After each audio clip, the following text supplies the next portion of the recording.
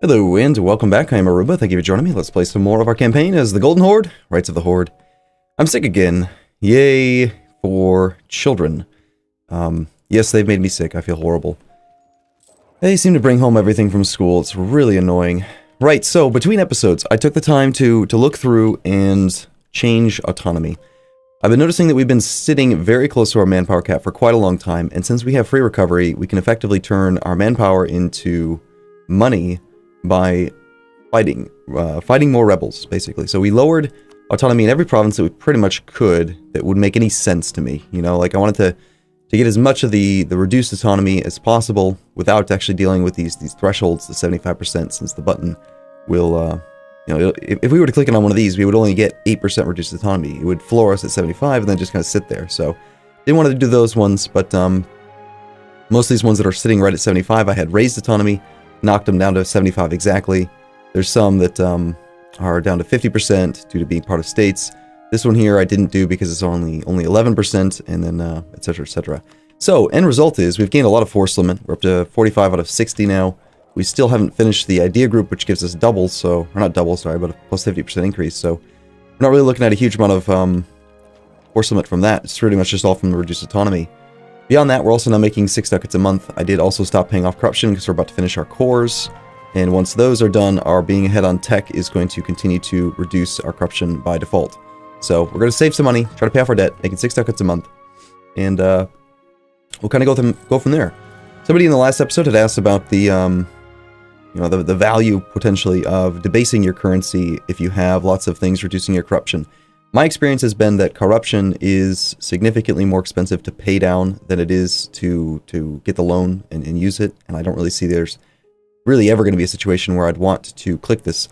Someone had also mentioned that a lot of the really bad corruption events happen at 5, not 0.5, but the good ones that I want, I think, are still below 0.5, so for the most part, we want to be as close to 0 as possible, and the problem with taking the loan is that it puts you all the way up to 2, which means that you might not be able to get the bad events at only 2, but you also can't get the good events, which would be very nice to have. So, anyway, we're building a spy network against Muscovy. It's really, really high and strong. Last time we did this, we just ended up using the spy network strength to steal their maps, which was fun.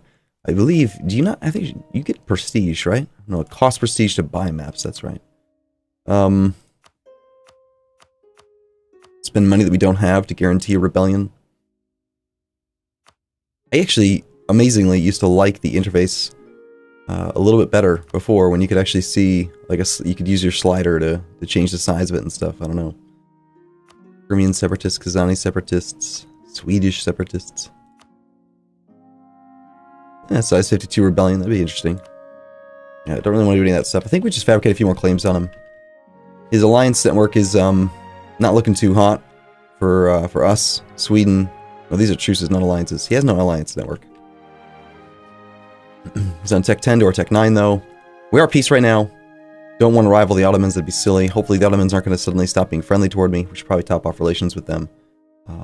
We already are, that's good. Yeah, I guess we're just going to let the game run for a second and see if we can pay off some debt. Military access from the Timurids, very funny. Afghanistan, very funny. We got the Oirat tribes who are doing stuff. So, again, I lowered autonomy tremendously between episodes. We're probably going to see a lot of extra unrest. And, yeah, we'll see. It might be a little bit difficult here to avoid some of this stuff. Mamluks will cede territory to the Ottoman. We'll cede Alexandria, Kenna, Cairo, Algarbia, Assesiat. They also have been forced to revoke a bunch of their cores. So the Mamluks are dying very rapidly to the Ottoman. Well, unfortunately, if we don't use this diplomat, we're basically just wasting the spy network strength. So I guess I will fabricate a claim on just something, so we can get it. This guy's fabricated 2 claims, and he's got his core. We don't have a claim here, that's 10 development. I think we actually also lost the claim to Kazan, even though Kazan was the mission. Yeah. I'm gonna have to go to war with the Mamluks. Sorry, the Muscovy soon. I wonder if we could use the Ottomans right now. We've built up trust with them for quite a while. They're at 40, 60, 65 trust. We need one more favor. We only get a favor every 3 years, so it's actually taking a long time. They have stopped rivaling Poland, and they've rivaled France instead. Okay, fair enough. So I guess we just have to wait now until we actually have that 10th favor, and then we'll see. We'll see if we can use them against Muscovy. At the very least, if they do backstab me at some point, we should get some value out of it and beat up on our rivals. Get our power projection back up to 50 plus for a while.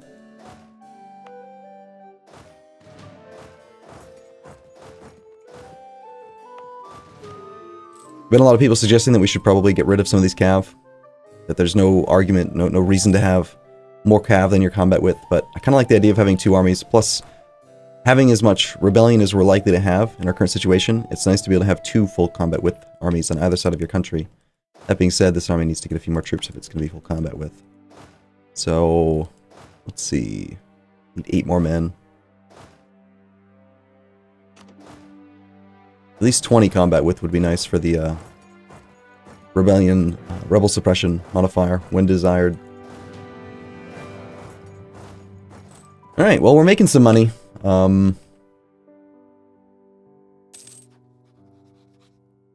on speed 4 now, I suppose. Got kicked out of Poland.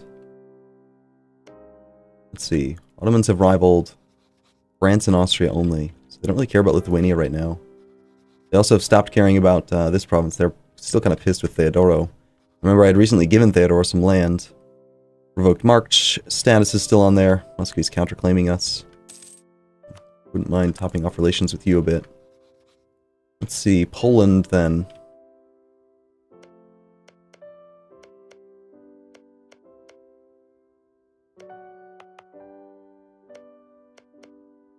Not a lot of very good provinces here to claim.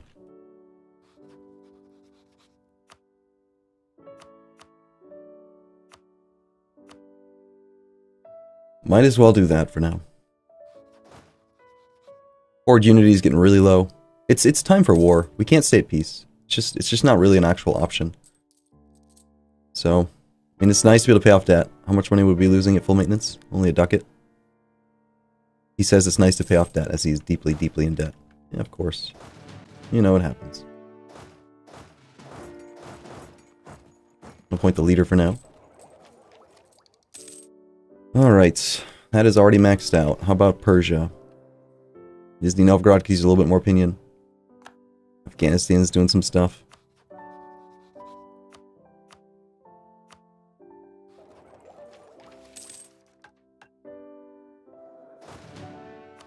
We are still at 9 favors.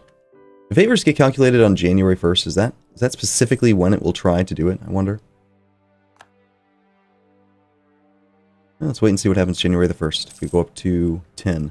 Oirat has civil war. Ottomans have just declared war on Serbia. They say Conquest. Well, it's a one-province minor. Of course, he's got claims on all of that. Alright, let's see. We were at 9. And we are still at 9. So either it is in January, and yet it's not been the third year, or it's not in January, and we don't know. The Arcan Separatists, we could put them down. How do we want to do this? We're currently at 16 piety, still have some other provinces to convert, but our religious unity is really good from having humanist ideas. Don't particularly want to lose any admin points since we're doing an administrative idea group. So, I think we'll actually try to go negative a little bit. We get a small bonus to our national tax modifier, as well as a little bit more maximum stuff there. That's cool. Infantry cost goes down. Surplus equipment, very nice.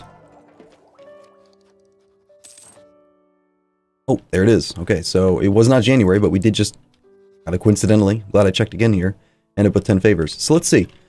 Hey, Ottoman, I know you just declared your war in Serbia. How are you feeling about this? Distant war, fighting in another war, and we have negative diplomatic reputation because we integrated somebody recently. How do you feel about this one? Negative 50, only because you're fighting in another war and because I have really low diplomatic reputation. We would fight Brandenburg, Sweden, Lithuania, Moldavia if we attack Poland. Brandenburg, Sweden, Lithuania, Moldavia versus nobody except for you if we just attacked you separate. It would be nice. Is there another Sunni that we can attack that will let us get our piety even more negative, I wonder? We attack the Timurids again or something? What are we at right now for truces? April of 33. So in 3 years we can attack the Timurids. We've got truce until 38 with Afghanistan. Delhi is Sunni. I know we expanded on this way to specifically try to be able to do stuff down here. We've got Sind, Nepal, Delhi. Sind and Nepal. Sind would bring in the Timurids, which is not a big deal. We do border Multan. Multan is also Sunni, so it'd be a crime against Allah. Oirat would honor the call, which is interesting considering how much they've been occupied by the tribes. And then we recently had expanded into this direction, trying to attack Yarkand. So basically bypass the truce with the Timurids via declaring over Yarkand's provinces. You are also Sunni, so crime against Allah is good. I'm expecting we're going to want to put down a rebellion here in a moment anyway, so it's a good reason to raise up maintenance, get our Horde unity back. Got some flat terrain to beat up the Timurids with.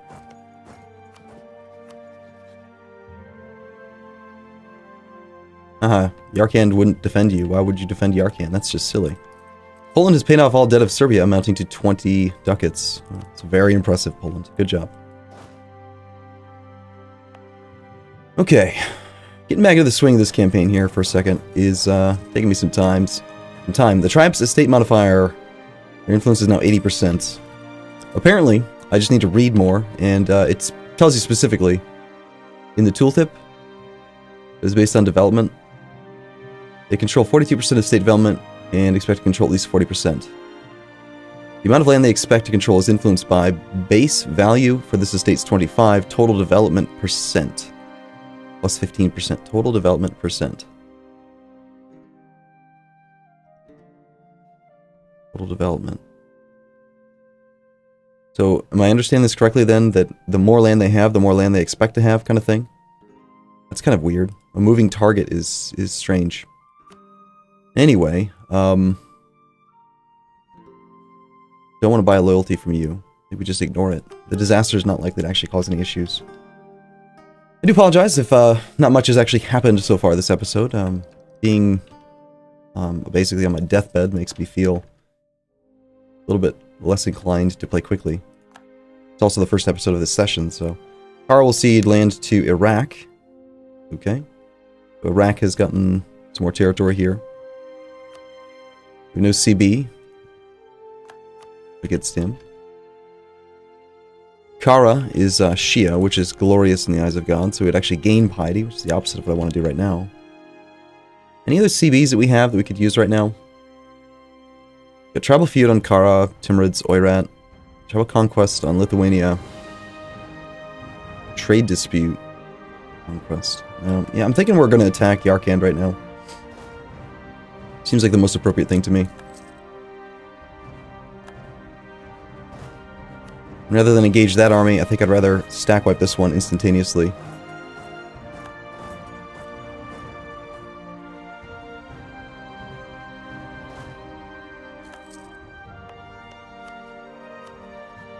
Alright, so this will bring in Delhi. Delhi is on tech 8. No one has a tech advantage over us. We've also got better, just better everything, I think. Let's go ahead and do this. We're going to do, show superiority, of course. We're full maintenance. Looks good. We have a mountainous fort to deal with here, which is going to be kind of annoying. Probably want to hold off with this army for now. Wait till we see the Yarkand army. You're not at war with anyone else, right? Let's wait till we see him and try to engage him in one of these two flat terrain provinces, is my hope.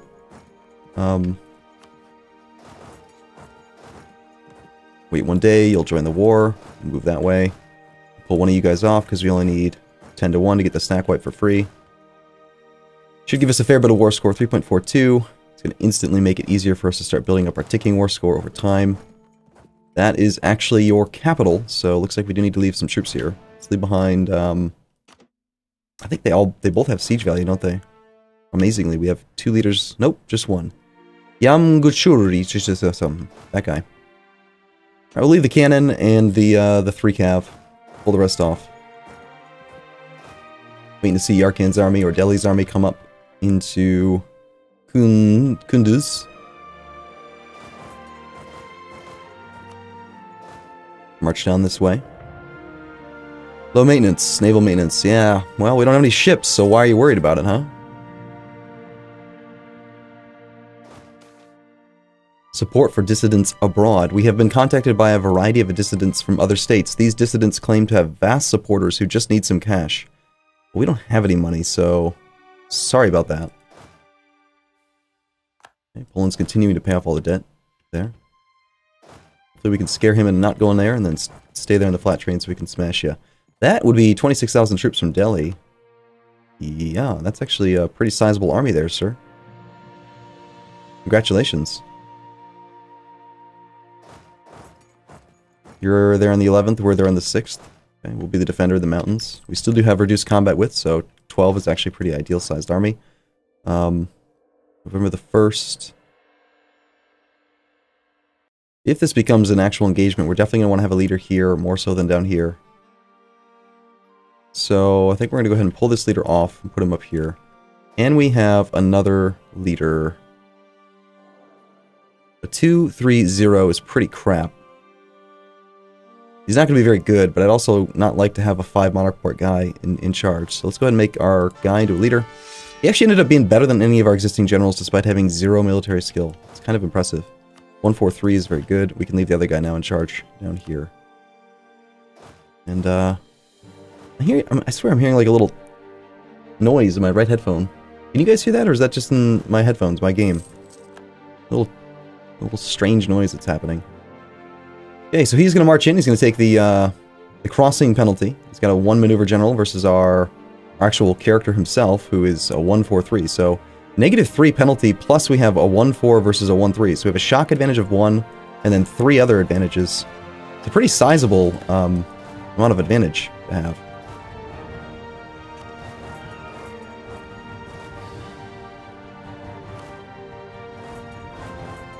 Alright, no rebellions are actually moving up too much.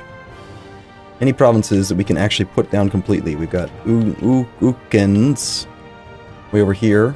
And then you are Yashilul. 2 down here. The tribes themselves we can't do, that's for sure. The Nogai separatists are going to be pissed for a while. Alright, looks like the entire army should just come down this way then. And our supply here is 22. Should be fine then. Let's go to Ukens. Get them taken care of. Okay, so he rolled a 9, of course. I mean, naturally. He's got a -3, so he rolled a 6 versus our 3. We don't get our shock advantage. We actually have a shock penalty for not being on flat terrain, but I still feel like being in the mountains is a good idea. They have more morale discipline than we do. We have better tactics. We just rolled a 5 versus his -3. Now an 8 versus a 5. Yeah, the mountains are working out here pretty well in our advantage. We've already routed a whole bunch of their troops as far as morale goes. And amazingly, we did lose quite a few troops here, 6,000. We killed less than they did, but we got our victory. We gained some army tradition, picked up some war exhaustion, a little tiny bit of prestige. And more importantly, we'll have reinforcements available soon.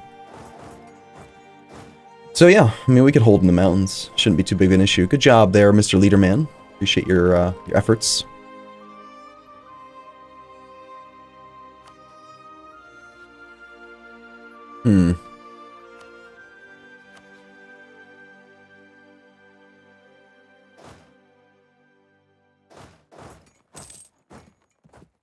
There goes the recent uprisings, which means we're going to have to deal with some more pretty soon. There's plenty of money to be had in these provinces, and since we're probably... I don't know, we might conquer it. We'll see. We're going to need to get started on the Kashgar siege, like right away. But the only thing that our leader doesn't have is any siege pips. Would have been nice.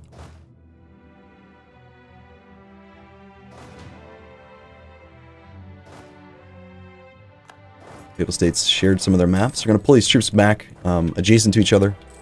We are gaining money while we're looting, so that's a good situation to be in here. We are able to take Diplotech. It's only going to get more expensive. I think we'll go ahead and... Well, hold on. Can we get even less piety, I wonder? Currently at -25 on the dot.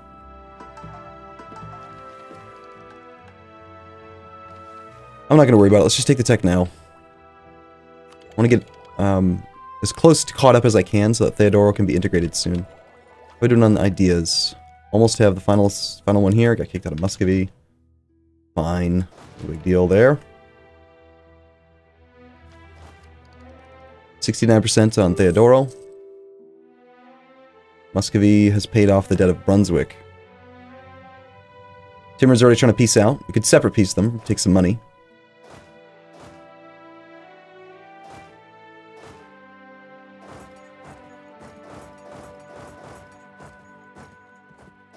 This army, meanwhile, just kind of marches along. Okay, this time he's actually trying to go for a siege there. What if we could bait him into attacking again by putting a 12 stack in this province without a leader? Because that's what caused him to do the attack in the first place. We'll give it a shot. I'm going to take, once these guys get to here. Oh, he actually is marching right now. Let's see, you're going to be there on the 31st of May. We could be there on the 30th. Yeah, let's wait till he's locked, and then we'll put our leader in charge. Yeah, okay, let's put the 1, 4, 3 in charge, and keep that army down there. This army should head over to here now.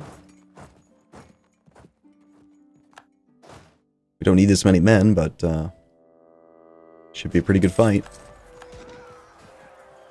10 versus his effective 3. Good job there, Malik. He does have infantry combat ability plus 10%. But should be a pretty easy, sizable... No, there we go. The 3,600 troops versus way more than that. We've got our ticking war score going for us easily here because we've got 16 war score from battles. And a quick stack wipe on that one stack would actually give us 3 more war score. So let's go do that. This province has 1 more month to be looted. Still got a diplomat sitting around, which is kind of a mistake, but... Alright, we are done looting down there. And Austria has embraced colonialism. Okay, so maybe it's going to start showing up on the map now. Couldn't see it earlier. Yeah, there we go. Yeah, it's spreading. Cool.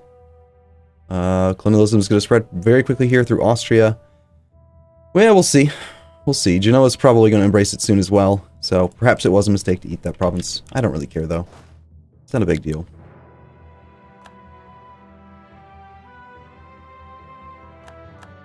Nice, easy war score there.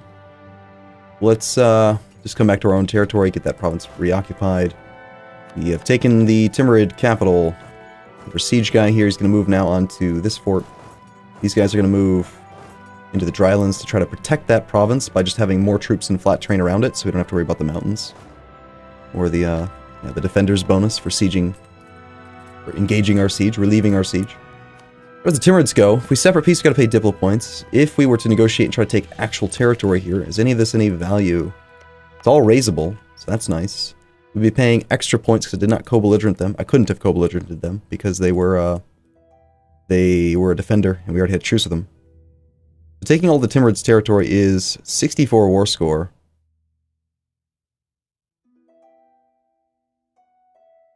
Or we could just not take their land and just for now take some money and war reps. And actually, this is interesting. We could actually... Ah, right. I'm not talking to the right person. That's why I was going to say, why is it costing no Diplo points to make them into a vassal? It's because we were talking to the war leader. Okay, so just taking the Timurids' money and stuff, make them annul some alliances, we get some prestige. Don't want to pay the Diplo points here. Making you revoke cores seems very good because I get some prestige out of it. It's showing 0, but it should actually be some. Yeah, 0.5 for that. War score cost is pretty infinitesimal. So right now, what are we going to get altogether? We get 4 prestige, and if we make them revoke cores like all over the place...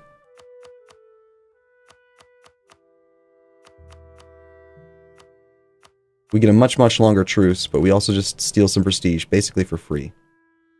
Seems reasonable to me. Okay, go away Persia. By Persia, of course, I mean Timurids. Alright. Okay, we're not making any money right now. It's because we're full maintenance. And just gain some prestige. We're back above 0. Let's go ahead and buy down Theodoro. And it's like we're finally going to be able to integrate him in about a year or 2, probably. Alright, cool. I'm going to take a break here. I look forward to seeing you in the next episode, though. So, as always, thank you for watching, and I'll see you soon.